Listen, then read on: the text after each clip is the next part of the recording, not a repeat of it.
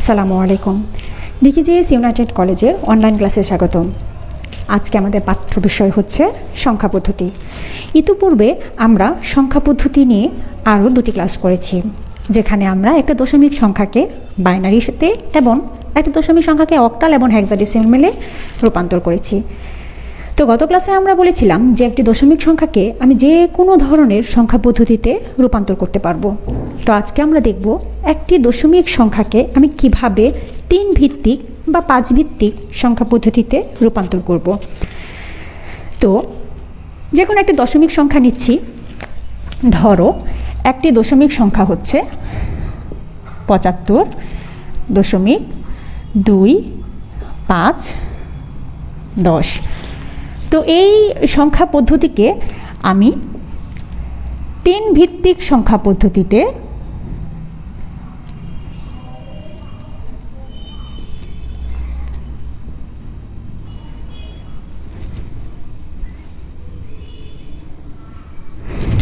পদ্ধতিতে রূপান্তর করব।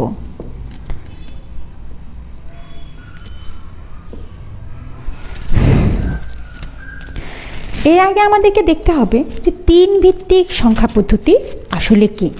3 ভিত্তিক সংখ্যা পদ্ধতি হলো যে সংখ্যা পদ্ধতিতে মৌলিক অঙ্ক আছে 3টি, অর্থাৎ 0, 1 এবং 2।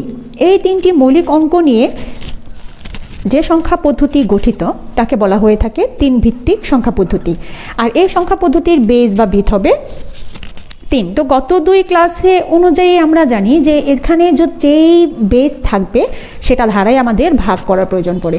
যদি 5 ভিত্তিক বলতো তাহলে আমাদের সংখ্যা হতো 1, 2, 3, 4। এই মোট 5টি অঙ্ক নিয়ে আমাদের সংখ্যা পদ্ধতি হইতো 5 ভিত্তিক, আর এটার বেস থাকতো 5। তো এখানে যে আমরা দেখলাম যে 3 ভিত্তিক সংখ্যা পদ্ধতি, 5 ভিত্তিক সংখ্যা পদ্ধতি, এখানে আমরা এখন বলি যে 3 ভিত্তিক সংখ্যা পদ্ধতিতে রূপান্তর করতে গেলে আমাকে কি করতে হবে? 3 ধারা ভাগ করতে হবে। তো আমরা 3 ধারা ভাগ করি। এখানে আমরা জানি যে একটা পূর্ণ সংখ্যা এবং একটা ভগ্নাংশ সংখ্যা থাকে। তো আমাদের এখানে পূর্ণ সংখ্যা আছে। পূর্ণ সংখ্যার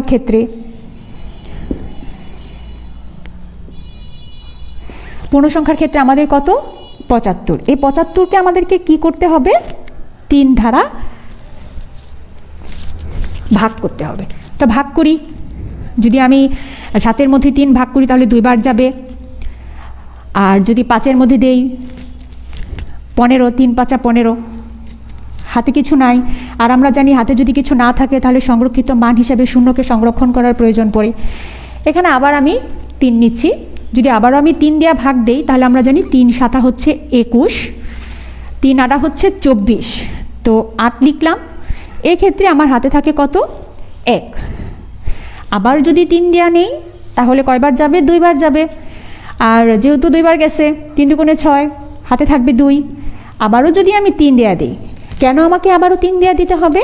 কারণ ততক্ষণ পর্যন্ত আমাকে এটাকে ভাগ করে যেতে হবে যতক্ষণ পর্যন্ত না সংখ্যাগুলোর মধ্যে ভাগশেষ 0 না হয়। তো এখানে আমার 0 হয় নাই, এ কারণে আমি আবারও ভাগ দিব। আর এক্ষেত্রে ভাগ দিতে গেলে দেখা যাচ্ছে যে ভাজ্যটা আমার ভাজকের চাইতে ছোট হয়ে গেছে। এক্ষেত্রেও আমরা জানি ভাজ্য যদি ভাজকের চাইতে ছোট হয়ে যায় তাহলে এখানে যে ভাজ্যটা আছে সেটা আমাদের ভাগ শেষ হয়ে যাবে আর ভাগফল 0 হয়ে যাবে। এটাকে যদি আমি নিচ থেকে উপরের দিকে, অর্থাৎ সর্বনিম্ন সংখ্যা থেকে সর্বোচ্চ সংখ্যার দিকে যাই,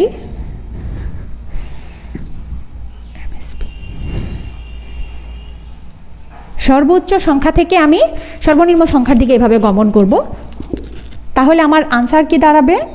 যে 75 আমার দশমিকে ছিল সেটার 3 ভিত্তিক মান আমি পাবো 2210।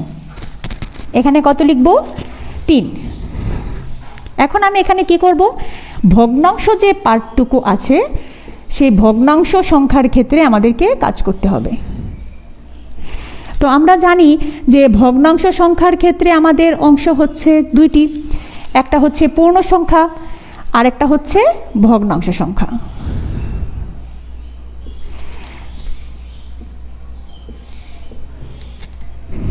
একটি হচ্ছে কি পূর্ণ সংখ্যা, আরেকটি হচ্ছে ভগ্নাংশ সংখ্যা। তো এই পূর্ণ সংখ্যা এবং ভগ্নাংশ সংখ্যার কাজ করতে গেলে ভগ্নাংশ যে পার্টটুকু আছে আমাদের 0.25, এটাকে আমাদেরকে গুণ করতে হবে 3 দ্বারা। কেন গুণ করতে হবে? কারণ আমরা সংখ্যা পদ্ধতির রূপান্তরের মধ্যে ইতিপূর্বে দেখেছি যে যদি পূর্ণ সংখ্যা হয় তাহলে বেস দ্বারা আমাদেরকে ভাগ করতে হয়, একই রকমভাবে যদি ভগ্নাংশ সংখ্যা হয় তাহলে বেস দ্বারা আমাদেরকে গুণ করতে হয় ভগ্নাংশ অংশটুকুর। আর এই ক্ষেত্রে আমরা যেরকম ভাগ শেষটাকে সংরক্ষণ করে রাখতাম, এখানে গুণ করার পরে যদি কোনো পূর্ণ সংখ্যা আমরা পাই সেটাকে সংরক্ষণ করব। তো এখানে আমাদের কত আছে? 3 × 5 = 15, হাতের আছে 1, 3 × 2 = 6 আর 1 হলো 7। যেহেতু আমরা কোনো পূর্ণ সংখ্যা পাইনি সেহেতু এখানে আমরা কি করব? একটি শূন্য সংরক্ষণ করব। একই রকমভাবে আমি আবারও 3 দ্বারা গুণ করব। এই ক্ষেত্রে 3 × 5 = 15, হাতের আছে 1, 3 × 7 = 21 আর 1 22, 22-এর 2 পাবো। আর এখানে আমি কত পাবো? 2। খেয়াল করে দেখো, ইতিপূর্বে আমাদের কত আছে?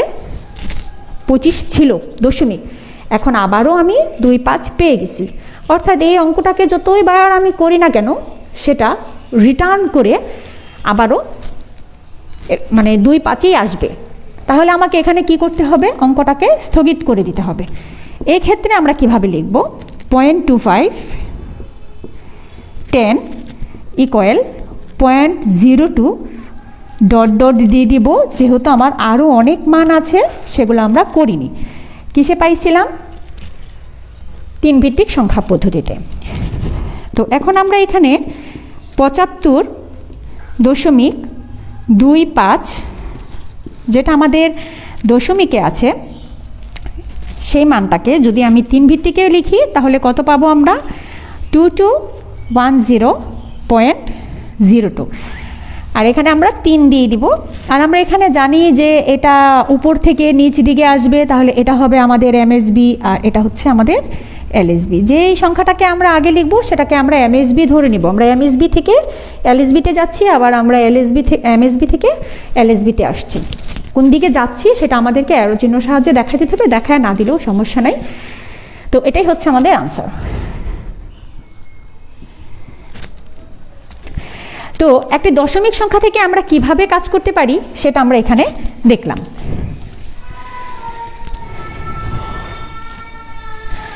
দশমিক সংখ্যা থেকে আমরা এখন যে কোনো সংখ্যা পদ্ধতিতে যেতে পারবো।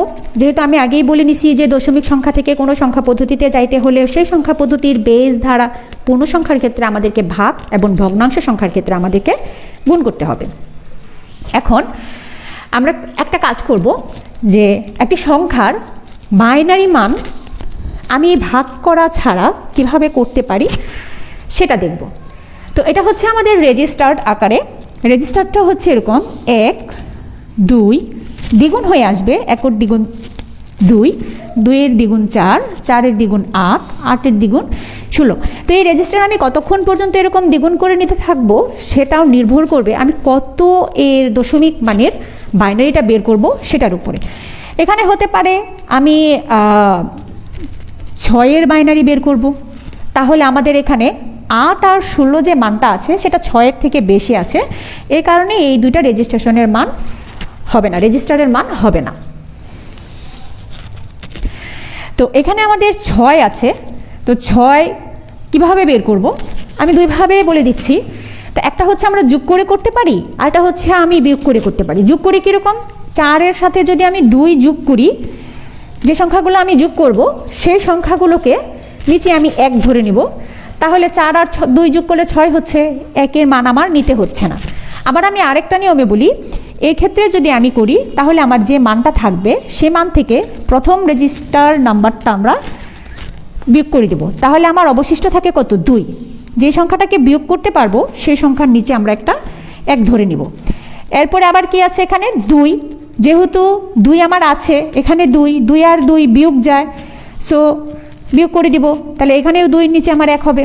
যেহেতু আমার বিয়োগফল 0 হয়ে গেছে সেহেতু তো 1-এর কোনো কাজ নাই, এ কারণে আমরা কি করব? 1টাকে 0 দিয়ে লিখে দিব। এরকম আমি অন্য কোনো ভ্যালু দিয়েও করতে পারি। এটা আমার 5 হইতে পারতো, যদি আমি 5 দিয়া করতাম তাহলে তো আমার 4 বিয়োগ যাইতো, বিয়োগ করতাম, করার পরে কি করতাম? এখানে আমার অবশিষ্ট থাকতো 1। এক্ষেত্রে কি ক্ষেত্রে তো আমি 2 বিয়োগ করতে পারবো না, কারণ 1 তো ছোট সংখ্যা, 2 কিন্তু বড় সংখ্যা। এখানে আমি কি করতে পারবো না, 2 বিয়োগ করতে পারবো না। কি বিয়োগ করতে পারবো, 1 বিয়োগ করতে পারবো। যেহেতু 2 বিয়োগ করতে পারি নাই, সেহেতু 2-এর নিচে একটা শূন্য বসাই দেবো।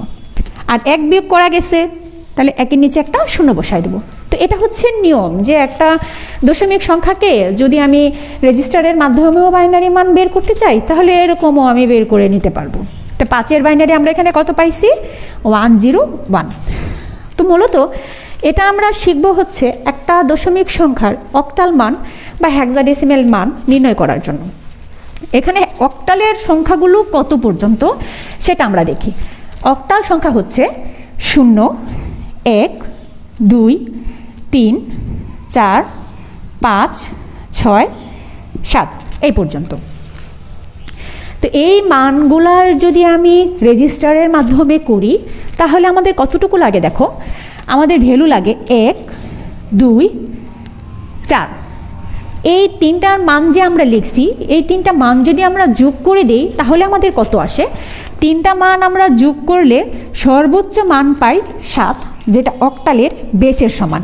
এ কারণে আমরা বলে থাকি অক্টাল সংখ্যা হচ্ছে 3 বিট বাইনারি, কারণ বাইনারিতে 3 বিটের সর্বোচ্চ মান হচ্ছে 3টা 1, সর্বোচ্চ মান 3টা 1। তাহলে এখানে 3টা 1 যদি লিখি, তাহলে আমার মান কত আসতেছে, 7 আসতেছে। এ কারণে অক্টাল সংখ্যাকে বলা হয়ে থাকে 3 বিট বাইনারি ভ্যালু। তো 3 বিটে আমাকে মান নির্ণয় করার এটা একটা নিয়ম। এছাড়াও আমরা অন্যভাবেও বের করে নিতে পারবো, ভাগ করে আমরা অলরেডি করছি এরকমভাবে।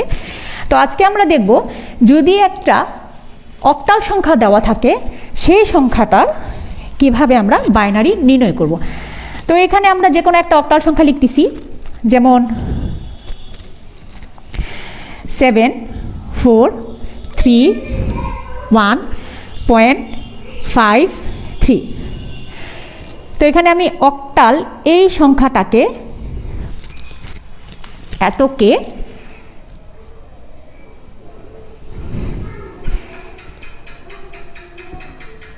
বাইনারিতে রূপান্তর করব। তো এটা আমি কিভাবে করব, বিভিন্নভাবে করা যায়। তবে আমরা এখানে সমাধানের ক্ষেত্রে রূপান্তর আমরা যেভাবেই করব, যদি আমার উত্তর হয় সেই নিয়মটাই গ্রহণযোগ্য হবে, এমন কোনো কথা না যে এক নিয়মেই আমরা রূপান্তর করব, বিভিন্নভাবে করা যাবে।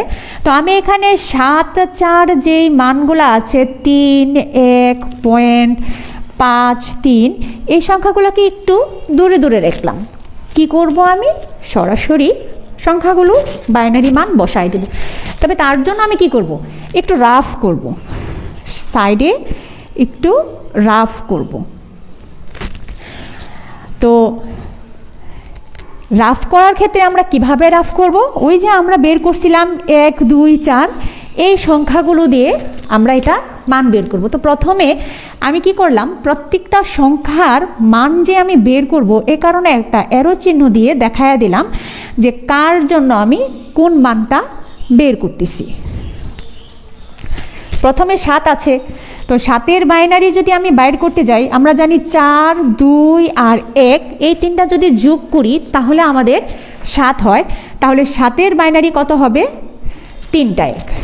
যদি 4-এর বাইনারি নির্ণয় করতে যাই, তাহলে শুধুমাত্র 4-এর নিচে একটা 1 হবে, বাকিগুলো 0 হয়ে যাবে। এ কারণে 1 দিয়ে 2টা 0 নিয়ে নিলাম। এখন যদি আমি 3-এর বাইনারি বের করতে যাই, তাহলে 2 আর 1 এই দুইটি সংখ্যা যোগ করলে হয়ে যাচ্ছে 3। তো এখানে দেখা যাচ্ছে যে 4 যে বিটটি আছে, এই বিটটি ফাঁকা পড়ে আছে, এ কারণে এই বিটের মধ্যে আমরা একটা 0 দিয়ে দিব। তো 3-এর বাইনারি মান লিখতেছি কত, 0, 1, 1। আমি কিছুক্ষণ আগেই বলছিলাম যে এখানে আমাদের বাইনারি সংখ্যা যখন নির্ণয় করতে যাব, তখন সেখানে সংখ্যাগুলোকে কি করতে হবে, যে 3 বিট বাইনারিতে রূপান্তর করতে হবে। সেক্ষেত্রে দেখা যাচ্ছে যে 3-এর মান বের করতে গেলে আমরা 2 আর 1 এই দুটি সংখ্যা পাচ্ছি, 4 পাচ্ছি না। যেহেতু 4 পাচ্ছি না, সে কারণে এখানে আমরা 0 বসাই দেব। একই রকমভাবে 1-এর বাইনারি নির্ণয় করলে 1, এখানে আমাদের 2টা 0 বসাই দিতে হবে, রেডিক্স পয়েন্ট দিয়ে নিব। 5-এর বাইনারি যদি নির্ণয় করতে যাই তাহলে 5-এর বাইনারি হচ্ছে 101, আবারও 3-এর বাইনারি আমরা আগেও নির্ণয় করছি 11, বামে একটা শূন্য বসাই দেব। তাহলে এখানে আমরা কি পাইলাম যে 7, 4, 3, 1.53 যে অক্টাল নাম্বারটা ছিল এটার একটা বাইনারি মান পাইছি, আর মানটা হচ্ছে কত 111.101.101.011। এখানে আমরা 2 দিয়ে দিব, অর্থাৎ এটা কিসে আছে, বাইনারিতে আছে। এটাই হচ্ছে একটা অক্টাল সংখ্যাকে বাইনারিতে রূপান্তরের নিয়ম। তো এটা ছিল আমরা কিভাবে একটা অক্টাল সংখ্যাকে বাইনারিতে রূপান্তর করব সেটা দেখলাম। আমরা একই রকমভাবে অক্টাল সংখ্যা থেকে হেক্সাডেসিমেলে যাব বা ডেসিমেলে যাব, অন্য যে কোনো সংখ্যা পদ্ধতিতে যাব ইনশাল্লাহ। নেক্সট ক্লাসে দেখা হবে। আসসালামু আলাইকুম।